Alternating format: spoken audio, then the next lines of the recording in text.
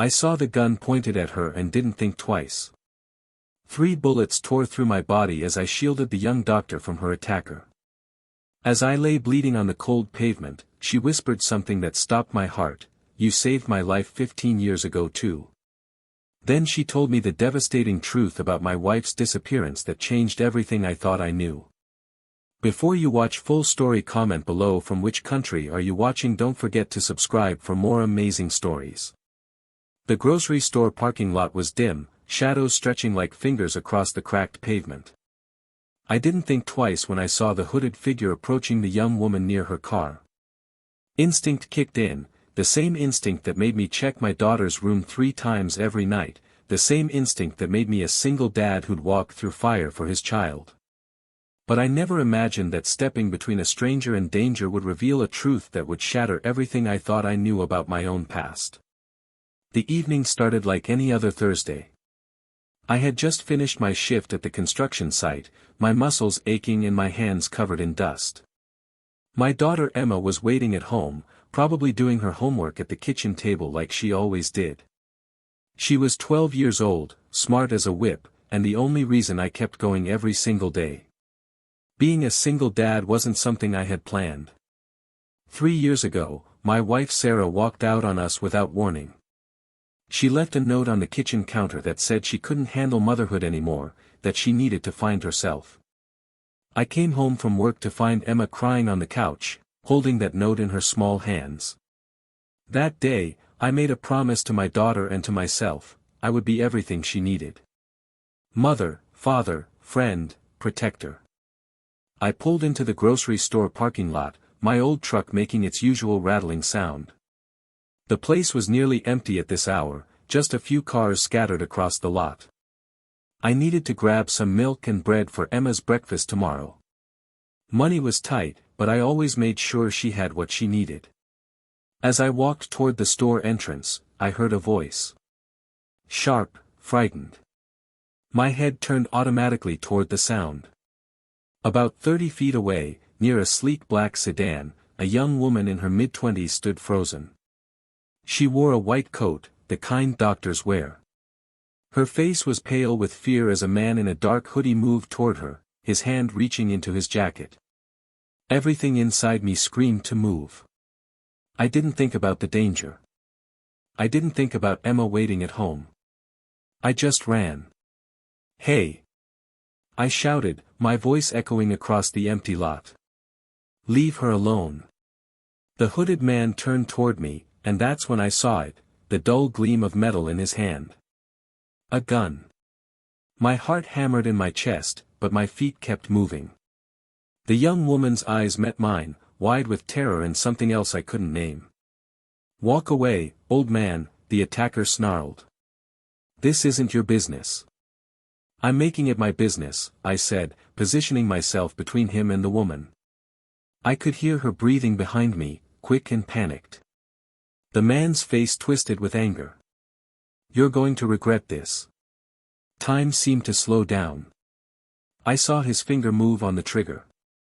I saw the flash. Then I felt the first bullet hit my shoulder, spinning me sideways. The pain was like fire, burning through every nerve. But I stayed on my feet. The second bullet caught me in the ribs. My knees buckled, but I locked them, refusing to fall. I couldn't let him get to her. Behind me, the woman screamed. The third bullet hit my leg, and this time I went down.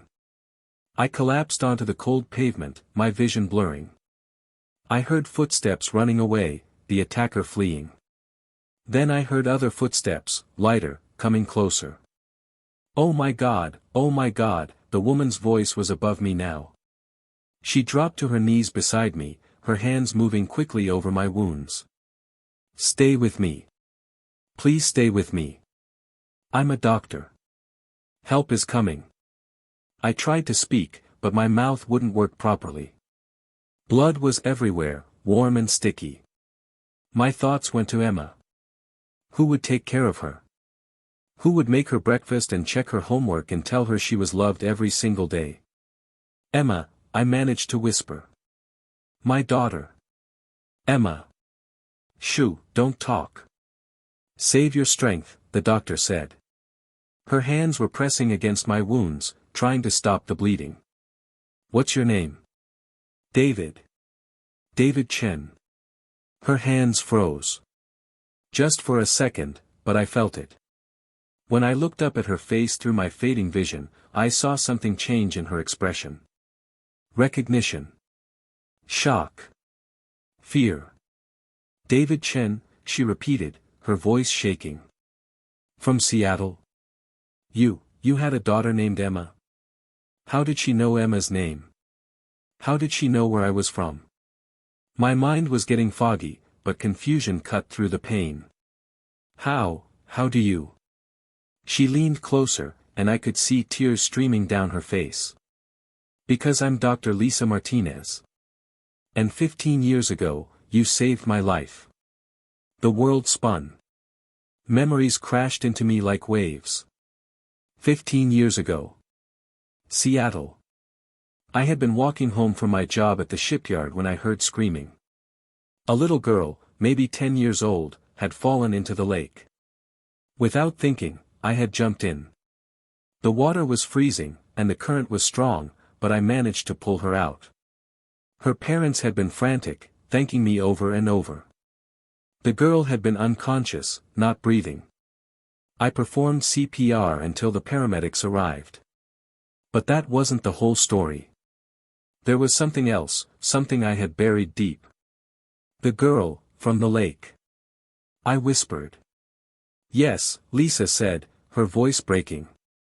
You saved me that day. But you don't know what happened after. Sirens wailed in the distance, getting closer. Lisa kept pressure on my wounds, but she was talking now, talking fast, like she needed to get the words out before it was too late. After you saved me, my father wanted to thank you properly. He's Dr. James Martinez, he owns Martinez Medical Center, one of the biggest private hospitals in the country. He tried to find you, but you had disappeared. We searched for years. My head was spinning. This couldn't be real. My father never forgot what you did, Lisa continued. He said that anyone who would risk their life for a stranger's child deserved everything he could give. But we couldn't find you. You moved away from Seattle, changed your phone number. It was like you vanished. The ambulance pulled into the parking lot, lights flashing red and blue. Paramedics rushed toward us with a stretcher. But Lisa kept talking, her words tumbling out. There's something else you need to know, David. Something important. Your wife, Sarah, she came to my father's hospital 3 years ago. The pain in my body was nothing compared to the shock of hearing Sarah's name. What? She was sick. Very sick. Terminal cancer. She had maybe 6 months to live. Lisa's eyes were full of tears. She didn't want you to watch her die. She didn't want Emma to see her waste away. So she left. No. No, this couldn't be true. Sarah had abandoned us. She had chosen to leave. The note said she needed to find herself. She made my father promise not to tell you, Lisa said as the paramedics began working on me. She wanted you to think she was just selfish, just a bad mother who walked away. She thought it would be easier for you and Emma to hate her than to grieve her while she was still alive. The paramedics lifted me onto the stretcher. My vision was darkening around the edges, but I could still see Lisa's face hovering above me.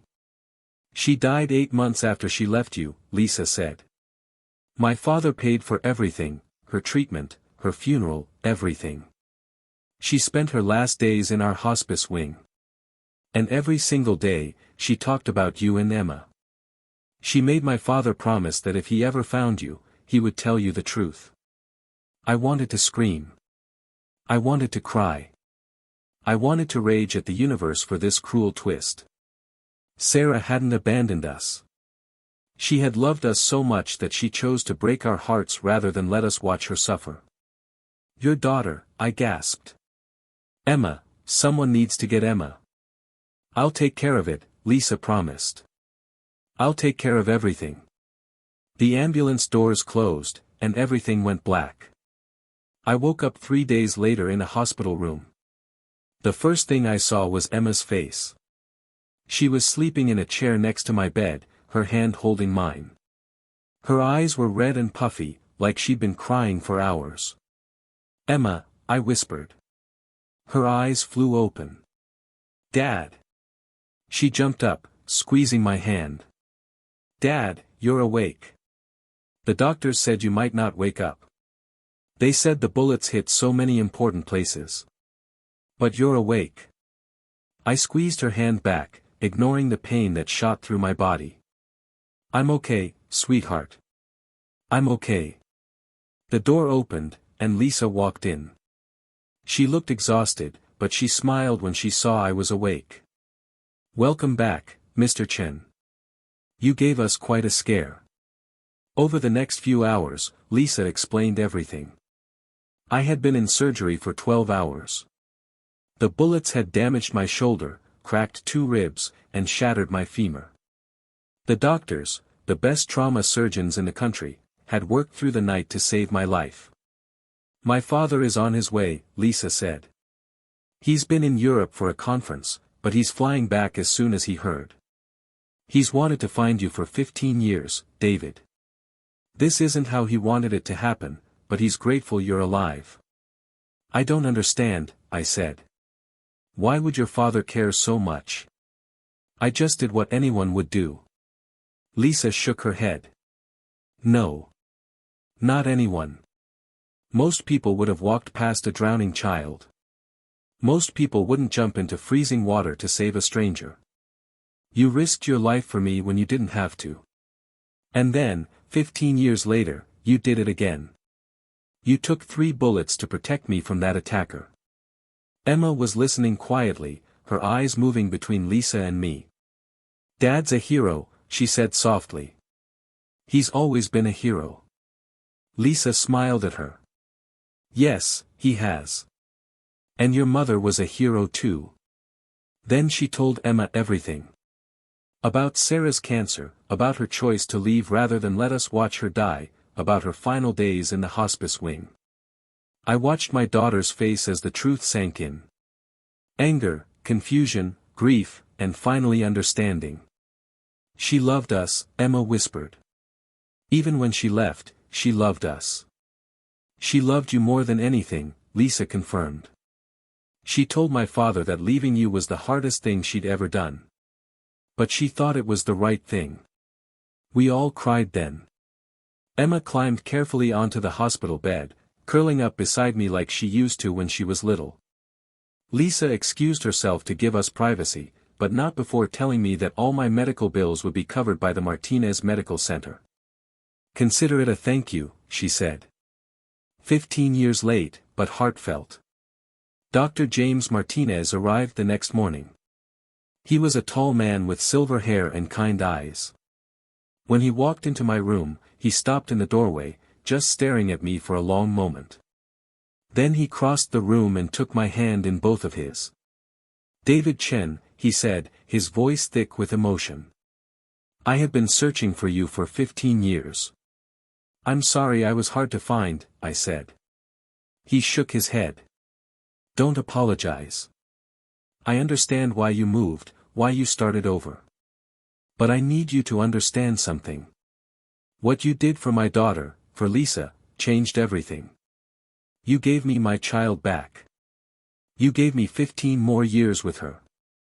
Watching her grow up, watching her become a doctor, watching her save lives just like you saved hers. That's because of you." He pulled up a chair and sat down. Emma was at the hospital cafeteria getting breakfast, so it was just the 2 of us. "I want to do something for you," Dr. Martinez said. "I want to offer you a job. Not charity, a real job. I need a facilities manager for the hospital. Someone who understands construction, who can oversee renovations and maintenance. The pay is good, the benefits are excellent, and it comes with housing. There's a small house on the hospital grounds that you and Emma can live in." I stared at him. I don't know what to say. "Say yes," he said simply. Let me give back a fraction of what you gave me. But I'm not qualified. I'm just a construction worker. You're more than that, Dr. Martinez said firmly. You're someone who runs toward danger instead of away from it. You're someone who sacrifices for others without a second thought. Those are the qualities I want in someone who works with me.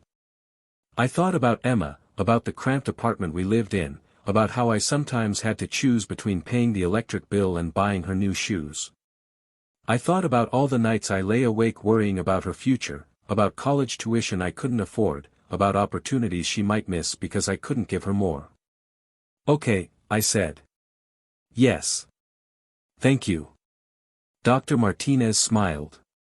Good. Now rest.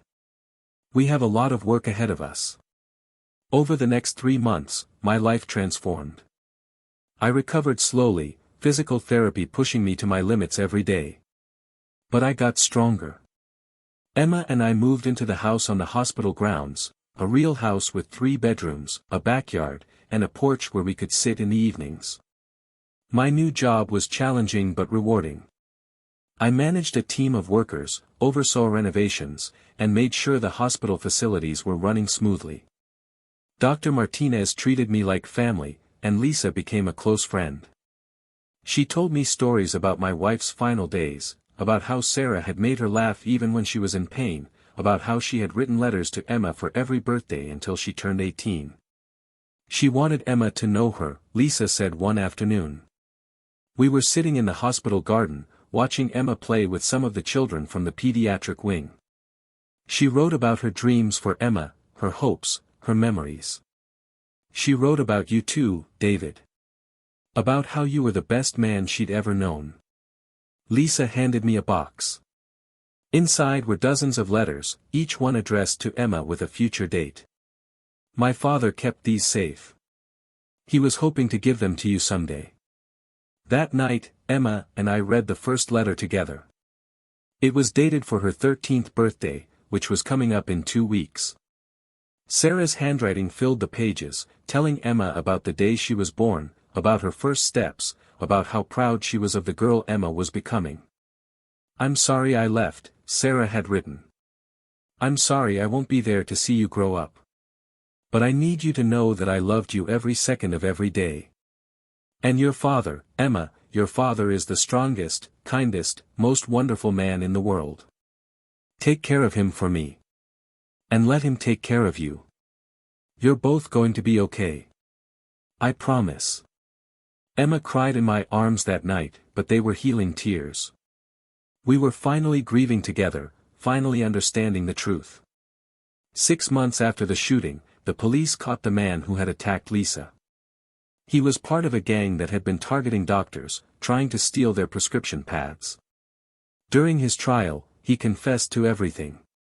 When the judge asked why he ran instead of finishing what he started, the attacker said something that stuck with me.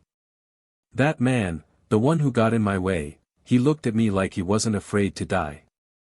Like protecting that woman was worth more than his own life. I've seen a lot of tough guys, but I never seen anything like that. It freaked me out. Lisa testified at the trial. She told the court how I had saved her twice, once as a child, once as an adult. She told them about my sacrifice, about my courage. The attacker got 20 years in prison. After the trial, Dr. Martinez threw a party at his estate. He invited everyone who had been part of the journey, the paramedics who saved my life, the surgeons who operated on me, the nurses who cared for me during recovery, and dozens of other people whose lives I had apparently touched without realizing it. During the party, Dr. Martinez stood up to make a speech. 15 years ago, a stranger jumped into a freezing lake to save my daughter. He didn't know who we were. He didn't know if he would survive. He just knew a child needed help. That stranger was David Chen, and today, I'm proud to call him family. He raised his glass.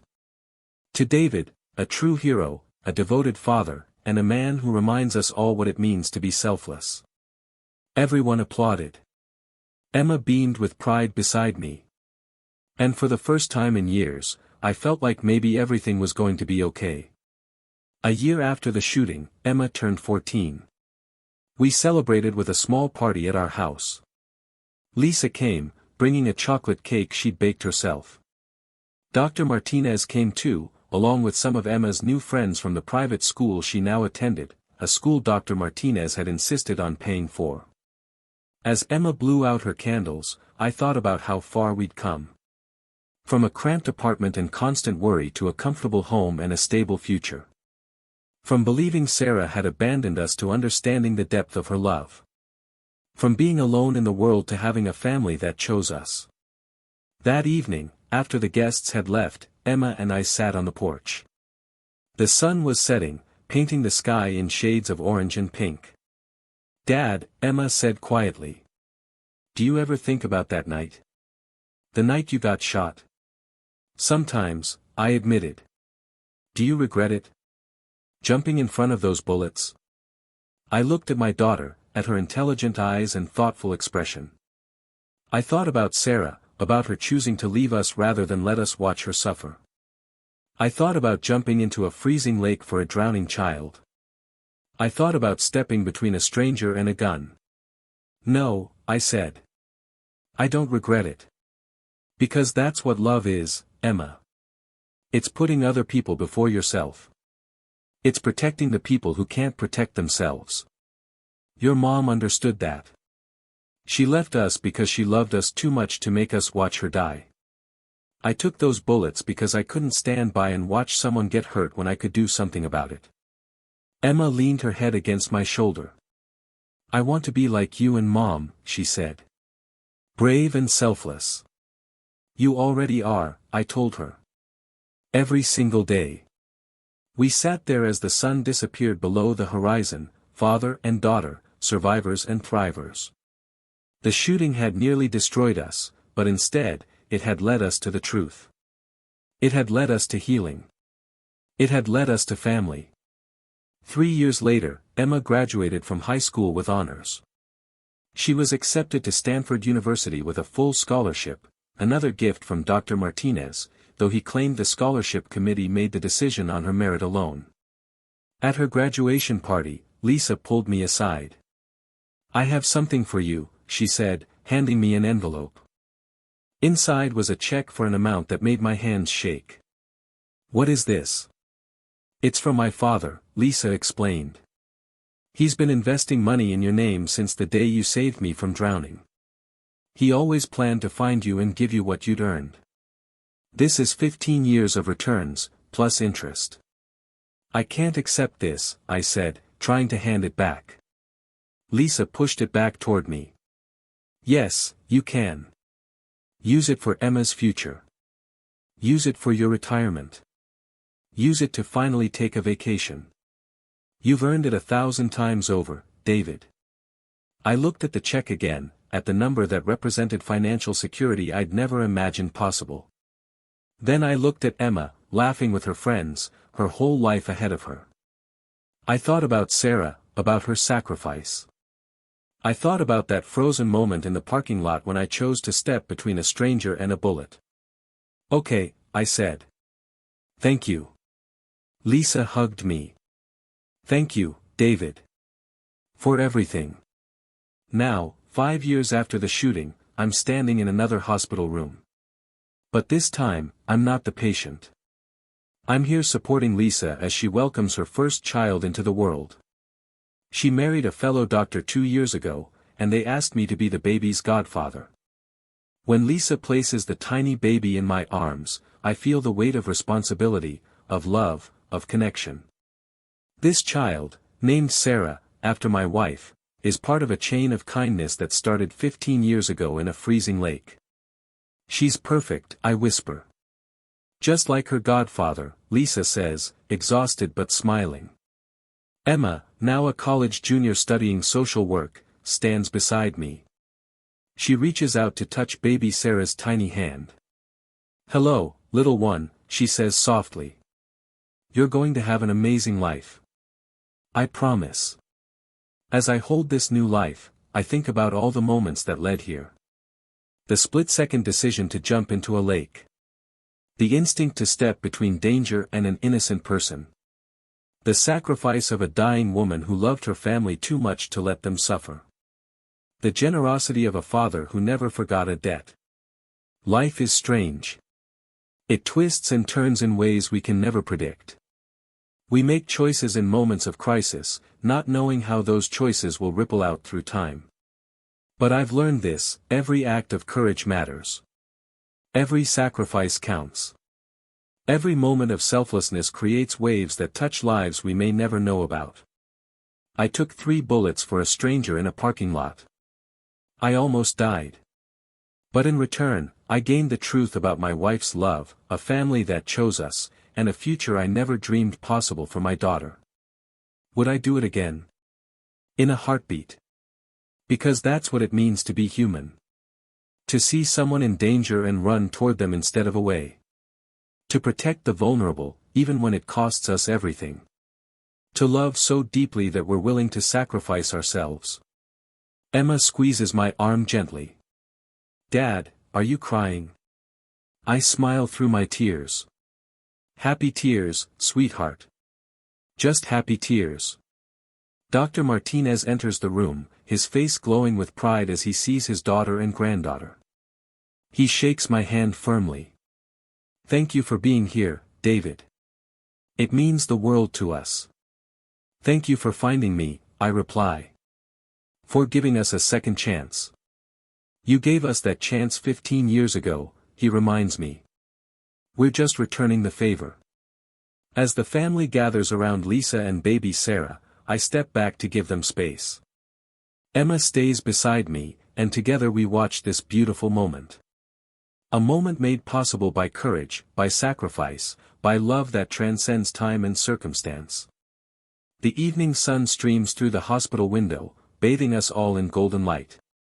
And in this moment, I understand something profound: we're all connected. Every act of kindness, every moment of bravery, every sacrifice we make, they all matter. They ripple out into the world, touching lives in ways we can't imagine. I took 3 bullets for a stranger. But she wasn't a stranger at all. She was the child I saved years ago, grown into a woman who would help me discover the truth about my past. She was the key to understanding my wife's final gift of love. She was the bridge to a future I never could have built alone.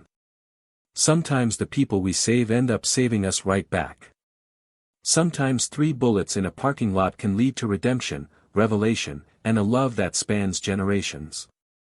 Sometimes the hardest moments of our lives become the doorways to our greatest blessings. Emma takes my hand, squeezing it gently. I love you, Dad. I love you too, sweetheart. More than you'll ever know. And as I stand there, surrounded by the family that tragedy and courage built together, I realize something: I'm not just a single dad anymore. I'm not just a construction worker or a facilities manager or a hero. I'm part of something bigger. I'm part of a story that proves love never dies, kindness always returns, and sacrifice is never wasted. 3 bullets changed my life. But love saved it. And that makes all the difference. 10 years have passed since that night in the parking lot.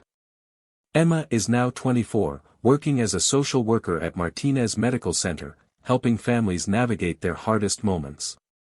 She chose this path because she understands pain, loss, and the power of second chances. Every day, she carries forward the legacy of sacrifice that Sarah and I built together. I'm 53 now, with gray in my hair and scars that ache when it rains. But I've never felt richer. Dr. Martinez retired last year, handing the hospital over to Lisa, who runs it with the same compassion and dedication her father showed. She often tells the story of the man who saved her life twice, using it to inspire her medical students to remember why they chose this profession. Last month, Emma got engaged to a kind young man named Thomas, a teacher who shares her passion for helping others. When Thomas asked for my blessing, he said something that brought tears to my eyes: I want to love Emma the way you loved her mother, with everything I have, even when it's hard, even when it costs me. That's all any father could ask for, I told him. The wedding is planned for next spring in the hospital garden where Emma used to play as a child. Lisa will be the maid of honor, and Dr. Martinez will walk Emma down the aisle with me. It's not traditional, but neither is our family. We're bound together not by blood, but by bullets and bravery, by sacrifice and salvation. Yesterday, I visited Sarah's grave for the first time in months. I told her about Emma's engagement, about the beautiful woman our daughter has become. I told her about baby Sarah, who is now 5 years old and asks endless questions about the brave grandpa who saved her mother twice. I told her that I finally understand why she left, that I forgive her, that I'm grateful for the gift she gave us, a chance to remember her with love instead of watching her fade away in pain. As I stood there, the wind rustling through the trees, I felt something shift inside me. Peace. Complete and total peace. For years, I carried the weight of Sarah's leaving like a stone in my chest. Now, I carry the truth of her love like a light that guides me forward.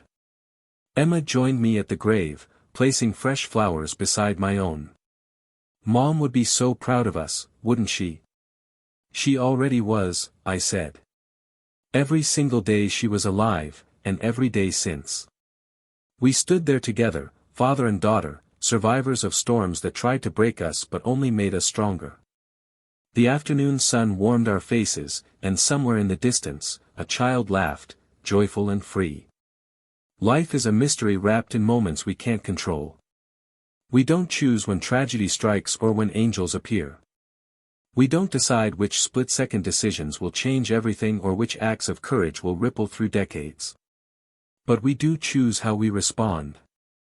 We choose whether to run toward danger or away from it. We choose whether to let grief destroy us or transform us.